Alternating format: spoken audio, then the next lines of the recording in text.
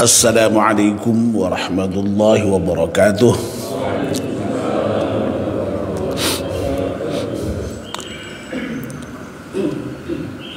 Bismillahirrahmanirrahim. Alhamdulillahi rabbil alamin. Wassalatu wassalamu ala asyrafil mursalin Sayyidina wa maulana Muhammad wa ala alihi wa sahbihi ajma'in, amma ba'd. Ibu-ibu, bapak-bapak dan saudara-saudara sekalian, jamaah salat subuh Masjid At-Taqwa yang insyaallah dimuliakan dan dirahmati Allah Subhanahu wa taala. Alhamdulillah, kita panjatkan syukur kepada Allah Subhanahu wa taala yang pada pagi hari ini atas limpahan rahmat dan nikmatnya kita semua bisa hadir di masjid salat subuh berjamaah, dan sekarang kita melanjutkannya dengan melakukan kajian ba'da subuh. Kita senantiasa mohon kepada Allah Subhanahu wa taala semoga seluruh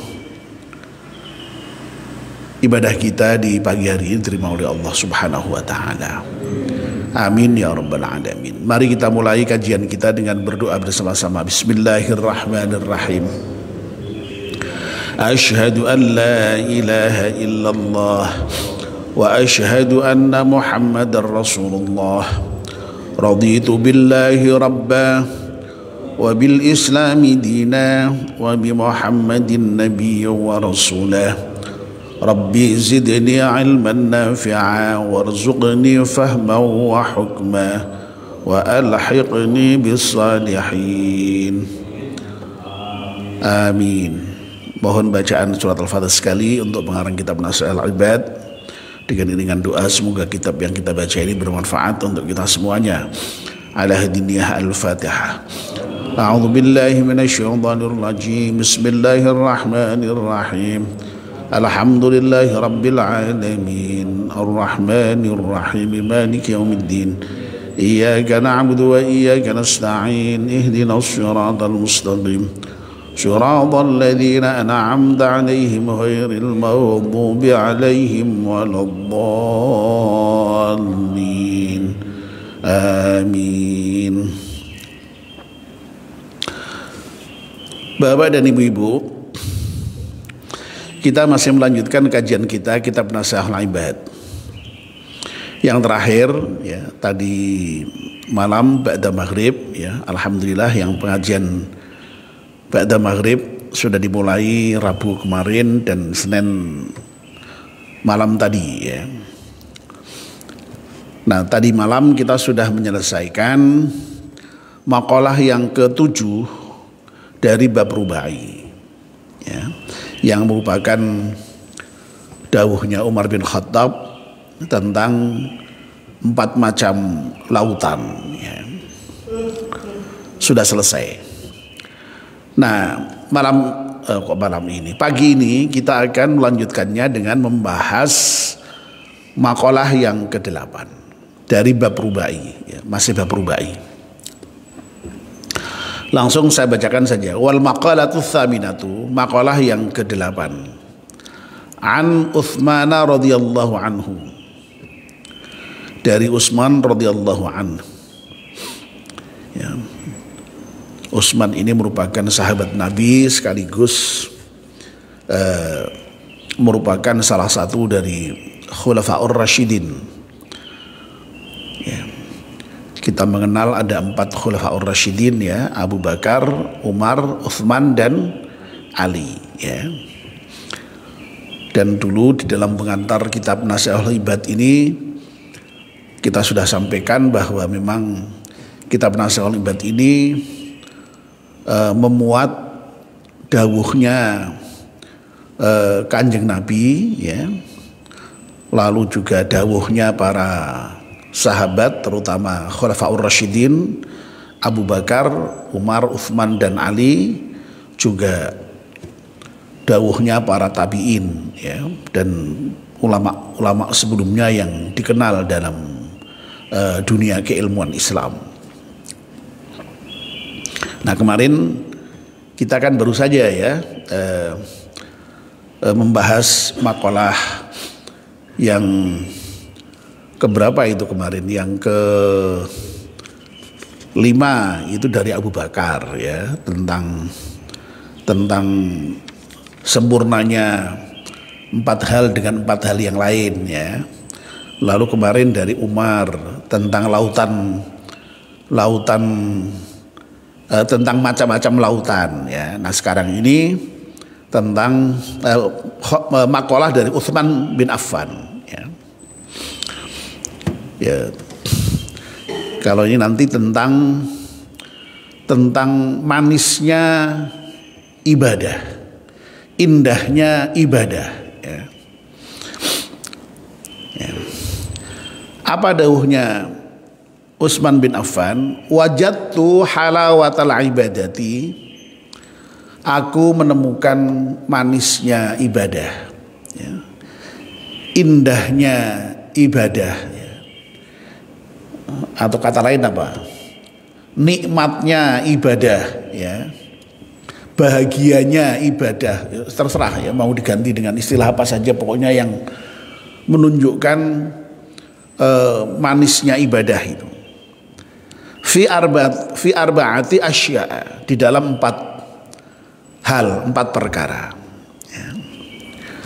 Awwaluha fi adai faraidillah, 4 hal yang kemudian kita bisa menemukan indahnya ibadah itu. Yang pertama adalah dalam hal ketika kita bisa melaksanakan atau menunaikan fardu-fardu yang Allah berikan pada kita, kewajiban-kewajiban yang Allah berikan pada kita. Wathani fi ijtinabi maharimillah, kita juga bisa mendapatkan kenikmatan ibadah itu. Yang kedua, ketika kita berada di dalam kondisi bisa meninggalkan apa-apa yang diharamkan Allah. Wa tsalitsu, dan yang ketiga, fil amri bil ma'rufi wabtigha'i thawabillah. Yang ketiga, kita bisa mendapatkan nikmatnya ibadah, manisnya ibadah ketika kita bisa melaksanakan amar ma'ruf. Yang dengan amar ma'ruf itu kemudian kita bisa mendapatkan pahala dari Allah. Dan yang keempat, warrabi'u fin nahyi 'anil munkari, ketika kita bisa melakukan nahyul munkar, nahyu 'anil munkar ya, mencegah yang mungkar ya. Kalau ya tadi yang ma'ruf diperintahkan, yang mungkar dicegah. Nah kalau kita bisa mencegah yang mungkar, yang dengan mencegah yang mungkar itu kemudian kita insya Allah lalu bisa menjaga kemurkaan Allah, wal tiqai an ghadbillah ya, menjaga dari kemurkaan Allah. Ya menarik ini saya kira ya, makalah Utsman bin Affan ini, dan mudah-mudahan ini menginspirasi kita untuk kemudian lebih meningkatkan kualitas ibadah kita, sehingga kita kemudian ketika beribadah itu tidak semata-mata sekedar mendapatkan sekedar melaksanakan kewajiban ya, tetapi dengan ibadah itu kita betul-betul mendapatkan manisnya, betul-betul mendapatkan kenikmatan, betul-betul mendapatkan kebahagiaan ketika beribadah itu ya. Ya, bahwa memang ibadah itu oleh Allah diperintahkan kepada kita, diwajibkan kepada kita ya. Dan memang orang itu entah dengan melaksanakan kewajiban itu bahagia atau tidak, itu yang penting pokoknya kalau wajib ya memang harus dilaksanakan, tidak bisa tidak, kalau tidak berdosa ya. Nah tapi daripada kemudian hanya sekedar mengerjakan kewajiban terpaksa ya, kan enak tidak terpaksa atau ya melaksanakan kewajiban yang bernama ibadah itu kemudian lalu sampai pada level bisa mendapatkan kebahagiaan tadi, bisa mendapatkan kenikmatan tadi itu ya. Podo-podo sholate ya, sholat sekedar hanya menggugurkan kewajiban, dengan sholat mendapatkan kenikmatan, dengan sholat mendapatkan kebahagiaan ya. Pilih mana kira-kira? Ya nak janjian kon milih ya pilih sing iso dengan sholat itu mendapatkan kebahagiaan, mendapatkan kenikmatan, ya. Bisa merasakan keindahan sholat itu, ya, begitu. Nah, Utsman itu sekali lagi ya menyatakan ya bahwa beliau itu ternyata ketika ibadah itu sampai pada level bisa menemukan indahnya ibadah itu, ya, bisa mendapatkan manisnya ibadah itu, ya. Wajadtu halawatal ibadah, ya. Aku bisa menemukan itu, ya, manisnya ibadah itu, ya. Nah, beliau kemudian menjelaskan fi arba'ati asya'a, di dalam 4 hal tadi itu, ya. Ya. Nah, memang kalau kita kaitkan dengan ajaran Islam yang lain secara umum, ya, ibadah itu kan, orang yang beribadah itu kan pasti orang yang berzikir, ya. Orang yang berzikir. Sebab tidak mungkin orang yang ibadah kok tidak zikir kepada Allah gitu, ya. Jadi kita ini sholat itu kan karena zikir kepada Allah, ya. Ingat Allah, wah ini sudah waktunya subuh, ingat Allah. Lalu kita segera bangun, segera berwudu, ya, segera ke masjid. Itu kan dorongan ingat kepada Allah itu, karena ingat kepada Allah, ya, zikir kepada Allah. Jadi zikir itu jangan kemudian lalu dimaknai hanya sebagai membaca la ilaha illallah subhanallah, ya, enggak, ya, seluruh aktivitas ibadah kita itu sebenarnya ya bermakna zikir itu, ingat kepada Allah itu, ya. Makanya dalam Islam itu kan zikir itu kan dalam seluruh keadaan kan, ya, berdiri, duduk, bahkan tidur saja zikir kita, ya. Nah, kalau itu semua dikaitkan dengan ibadah kepada Allah ini, dan hidup kita itu kan bisa beribadah, bernilai ibadah semuanya itu, kalau kita mengisi dengan zikir kepada Allah itu, ya. Nah, sementara dalam Al-Quran itu memang ditegaskan dengan sangat tegas, ala bidzikrillahi tatmainnul qulub, ya. Ingat, ya, orang yang berzikir kepada Allah itu pasti akan mendapatkan ketentraman jiwa, kebahagiaan jiwa, ya. Makanya kalau kita ingin mendapatkan kebahagiaan jiwa, ketenangan jiwa itu zikir, ingat kepada Allah, ya. Nah, itu resep, ya, resep yang Allah berikan sendiri, kiat yang Allah berikan sendiri untuk mendapatkan kebahagiaan, untuk mendapatkan ketenangan, ya, ya. Ya, ya. Ini juga sejalan kalau dikaitkan dengan ajaran Islam yang lain, ya, seperti yang didawuhkan Nabi itu, ya. Ya, dulu belum lama itu saya kira saya sudah pernah membicarakan ketika berbicara mengenai dosa, ya, dulu itu ketika Ramadan itu, ya. Saya masih ingat itu. Ya, ketika berbicara dosa saya juga berbicara mengenai kebaikan, ya, lawannya untuk membandingkan, ya. Ya, dosa itu kan sering didefinisikan Nabi dengan simpel sekali. Al-ithmu ma haka fi nafsika wa karihta ayyatu alaihin nas. Yang namanya dosa itu adalah apabila di dalam hatimu itu apa namanya, ada perasaan gelisah, ya. Ya, kalau kita kok melakukan sesuatu kok gelisah, ya, tidak nyaman, ya, lalu kemudian kalau diketahui orang takut, khawatir, ya, itu dosa, itu gampang, ya. Ya, jadi Nabi itu gampang sekali itu menasihati tentang dosa itu, ya, ya. Rasa buka Quran, rasa buka hadis yang awake dhewe nglakoni sesuatu lho kok rasane ning ati iki gelisah, engko terus nak konangan wong liya kok apa namanya khawatir, wah, ya, itu tanda-tanda dosa, ya. Ya, mencuri kan begitu, mencuri itu mesti nggak nyaman kita, gelisah kita, ya. Gue kayak konangan, ya. Selingkuh juga begitu, gitu. Wah, ini mbok wis mumpet-mumpet ning hotel, ya. Gue khawatir mana sing ngonangi, gitu. Ya, mesti gelisah mesti itu. Nah, kebaikan itu sebaliknya, ya. Kebaikan itu matma'anna ilaihin nafsu atau ilaihil qalbu. Nah, kalau hati, ya, Kalau kebaikan itu adalah yang menenteramkan jiwamu, yang membuat jiwamu itu bahagia. Itu insya Allah itu kebaikan itu. Ya. Ya. Nah, makanya ya, jadi kalau seseorang itu ini normalnya itu kalau dia melaksanakan ibadah ya, itu tuh mestinya itu ya memang harusnya bahagia, harusnya senang itu karena ibadah itu indah. Ya, harusnya ya. Wadine kok ana wong ora ibadah, wong ibadah kok malah susah itu ya kira-kira salah kejadian itu berarti ya, begitu. Ya. Ini rumus sudah, ini rumus ya. Ya.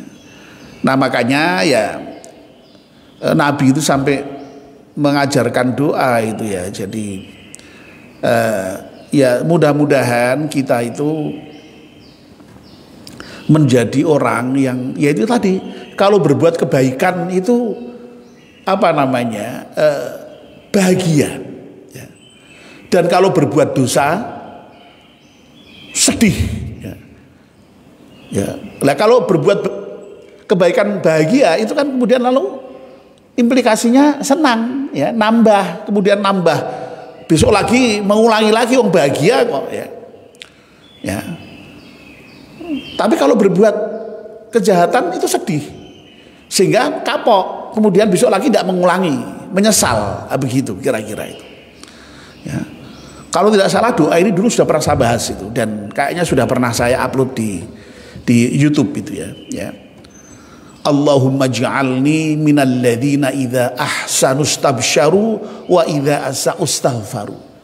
Ya Allah, jadikanlah aku ini termasuk orang-orang yang apabila berbuat kebaikan ya. Ibadah itu kan baik tuh ya, berbuat kebaikan ya. Zikir itu kan baik tuh ya, berbuat kebaikan ya. Itu berbahagia. Tapi kalau aku berbuat kejahatan, mudah-mudahan segera beristighfar ya. Sedih mohon ampun ya, itu. Oke ya, saya kira poin yang pertama ini terkait dengan bahwa ibadah itu ternyata kemudian bisa membawa orang mendapatkan kebahagiaan ya, kesenangan, kenikmatan ya. Ya. Nah, Utsman kemudian merinci ya. Jadi momen-momen indah beribadah itu ada di dalam 4 hal ya. Awwaluha fi adai faraidillah ya. Yang pertama adalah dalam momen ketika kita bisa melaksanakan atau menunaikan fardunya Allah, kewajiban-kewajiban yang Allah berikan kepada kita. Ya. Nah, ini diberikan penjelasan oleh Imam Nawawi dengan singkat, yasirihima aw asirihima ya.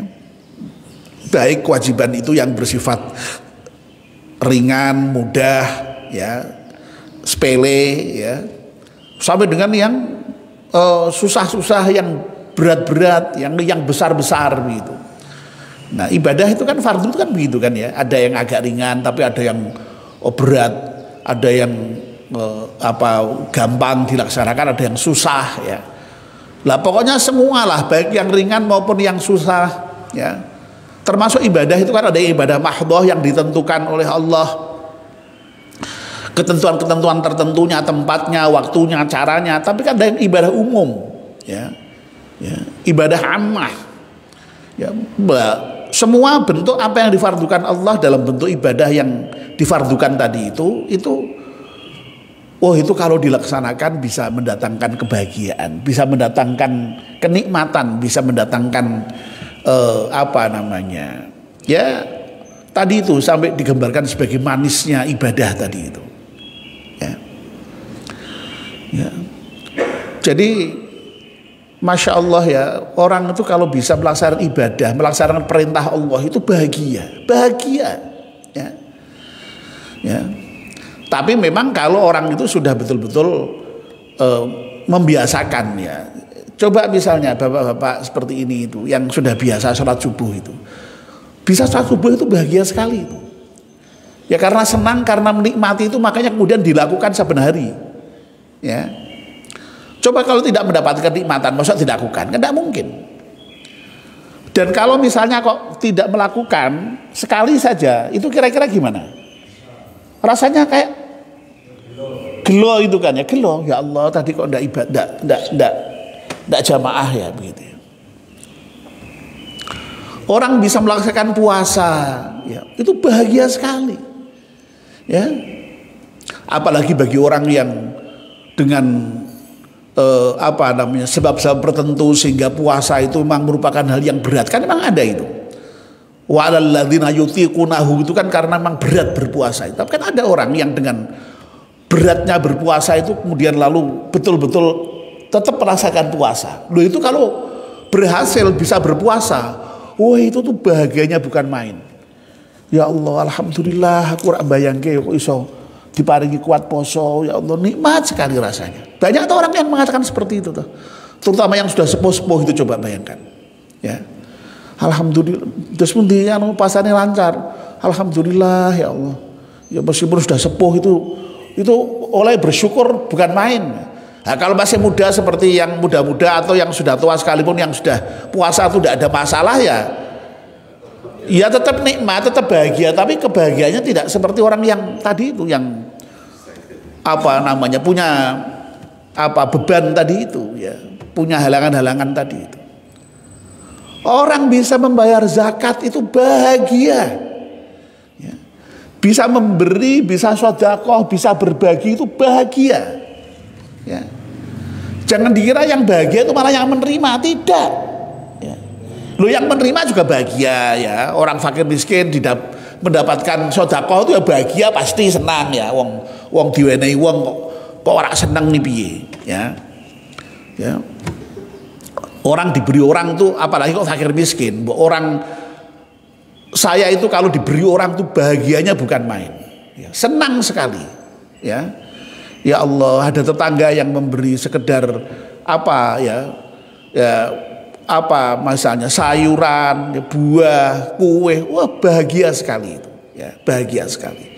Mbok sudah makan aja kadang-kadang saya langsung makan lagi itu, ya, saking bahagianya itu, ya, begitu itu, ya, ya, bahagia, ya, ya, bahagia sekali, ya. Jadi jangan dikira orang itu kalau sudah merasa cukup lalu kemudian kalau diberi tidak senang, itu enggak, ya, ya. Kemarin Pak Edi barusan cerita itu yang dari Jogja itu, ya, dengan Pak Gatot dengan Pak Iman itu, wah ya Allah, loh Pak Edi, Pak Gatot, Pak Iman itu kan ya orang yang sudah sangat cukup, kalau mau pergi ke hotel sendiri, makan apa sendiri kan ya bisa. Pak Carmun juga berarti ya. Tapi ketika ada orang yang kemudian mengundang tasyakuran, ya,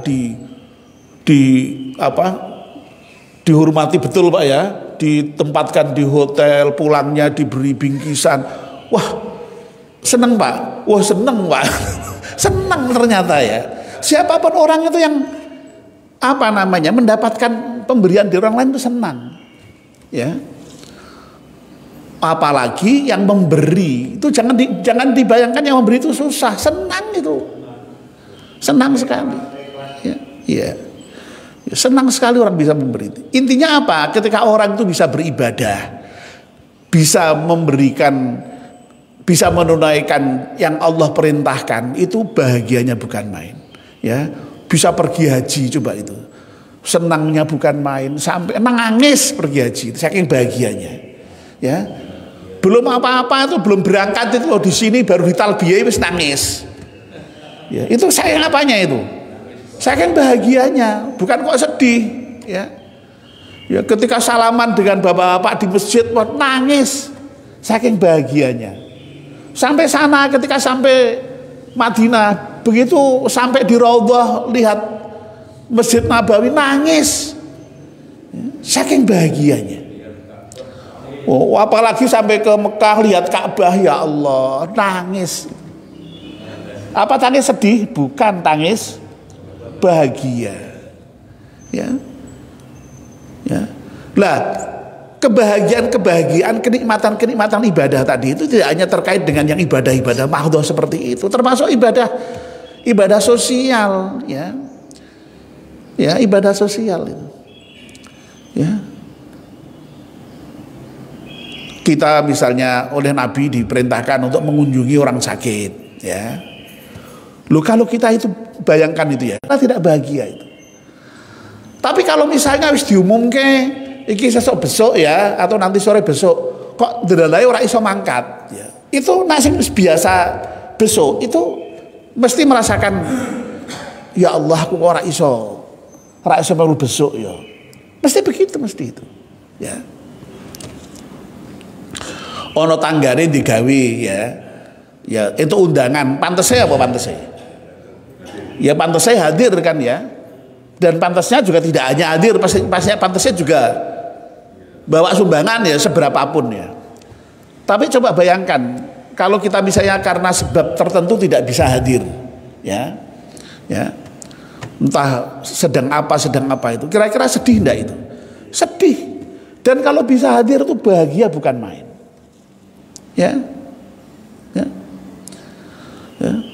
Meskipun kadang-kadang itu beratnya bukan main loh ya. Coba kalau diundang tetangganya deket di Semarang apa enggak masalah. Coba kadang-kadang kita ini kan dapat undangan teman di Jakarta, teman di Surabaya, teman di Bandung, teman di mana. Loh itu kalau seandainya kita bisa melaksanakan tetap bahagia. Ya.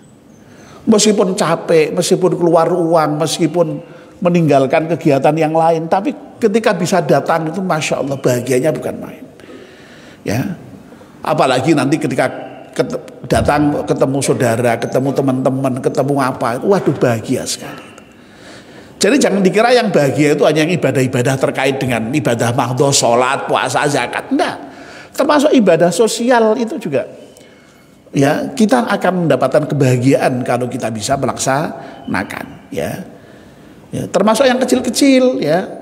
Apalagi yang berat, kalau yang berat sih oke lah ya. Tapi yang kecil-kecil sekalipun kalau kita bisa melaksanakan kewajiban ya, yang difardukan Allah itu ya, apapun bentuknya itu kebahagiaan ya. Ya. Nah kalau kita sudah bisa merasakan seperti itu, berarti doa kita yang tadi itu ya, Allahumma ja'alni minal ladzina idza ahsanu istabsyaru wa idza asa'u istaghfaru, itu dikabulkan Allah itu ya. Lu kita tuh sampai minta kok ya. Ya.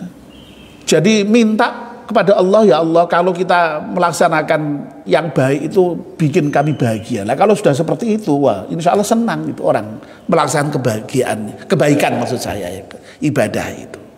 Ya. Nah baik ya, saya kira sampai di sinilah ya, sudah sangat cukup ya. Mudah-mudahan kita termasuk orang yang disabdakan oleh Utsman ini ya Allah, kita mendapatkan indahnya ibadah ya, nikmatnya ibadah, bahagianya ibadah kalau kita bisa melaksanakan apa yang difardukan oleh Allah, yang diperintahkan oleh Allah Subhanahu wa taala ya, baik itu besar maupun kecil, baik itu ringan maupun berat, baik itu mudah maupun susah ya, itu kita mudah-mudahan bahagia ya. Nah untuk itu tadi ya, coba kita baca doa itu ya, Allahumma ja'alni minal ladzina idza ahsanu istabsyaru wa idza asa'u istaghfaru. Amin ya rabbal alamin. Mari kita akhiri dengan berdoa bersama-sama. Bismillahirrahmanirrahim. Wal 'ashri innal insana lafi khusrin illa alladziina amanu wa 'amilus salihati wa tawassaw bil haqqi wa tawassaw bis sabr. Subhanakallahumma wa bihamdika asyhadu an la ilaha illa anta astaghfiruka wa atubu ilaik. Wassalamu alaikum warahmatullahi wabarakatuh.